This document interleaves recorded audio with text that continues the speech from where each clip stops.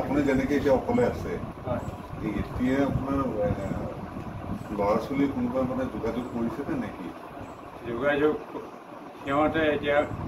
সিহঁতে মাটি লিখি দিব লাগে, কিন্তু পোহপাল কৰিবৰ কাৰণে কোনে কৰিব? গতিকে নকৰা পৰ্যন্ত মই লিখি দিয়া নাই, অন্য একো নাই।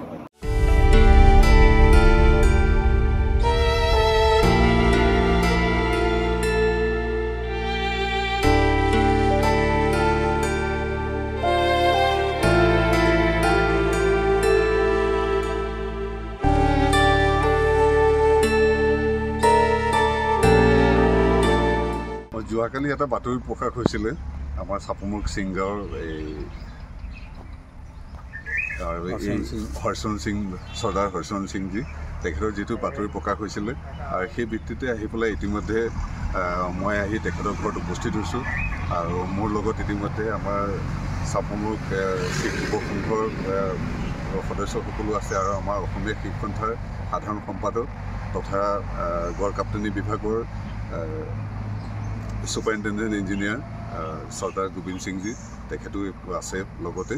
আৰু আমি ইতিমধ্যে গোটেই বস্তুখিনি বুজি পালোঁ যে তেখেতসকলৰ পৰিয়ালৰ মাজত এটা ভুল বুজাবুজি আছে আৰু তথাপিতো এতিয়া বৰ্তমান গোটেই আমাৰ চাপমুখ শিখ সমাজে তেখেতৰ যিটো চোৱা চিতা গোটেইখিনি ঘৰ ওচৰৰ গোটেই চাফ চিকুণ সেইখিনি কৰি আছে, খোৱা বোৱাৰ ব্যৱস্থাখিনি গোটেইখিনি কৰি আছে আৰু ইতিমধ্যে গোটেইখিনি দায়িত্ব লোৱা হৈছে, সেইখিনি কৰিছে।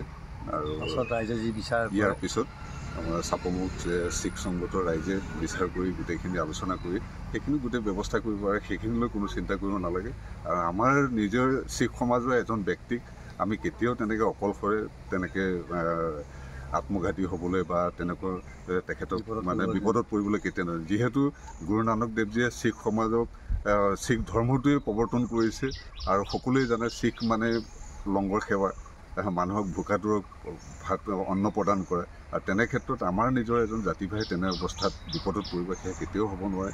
আৰু যিহেতু আমাৰ চাপমুখৰ যি শিখ সমাজ আছে সকলোৱে জানে 1820 চনতে আহি ইয়াত এইখন গাঁও স্থাপন হৈছিল আৰু এইখনৰ গাঁৱৰ প্ৰতি ঘৰ মানুহে বৰ মৰমীয়াল আৰু সেই গতিকে ইঘৰে সিঘৰৰ প্ৰতি অতি ভাতৃত্ববোধেৰে জীয়াই আছে আৰু সেই গতিকে এই খবৰটো পাই সকলোৱে আহি তেখেতক সহায় সহযোগী আগবঢ়াইছে।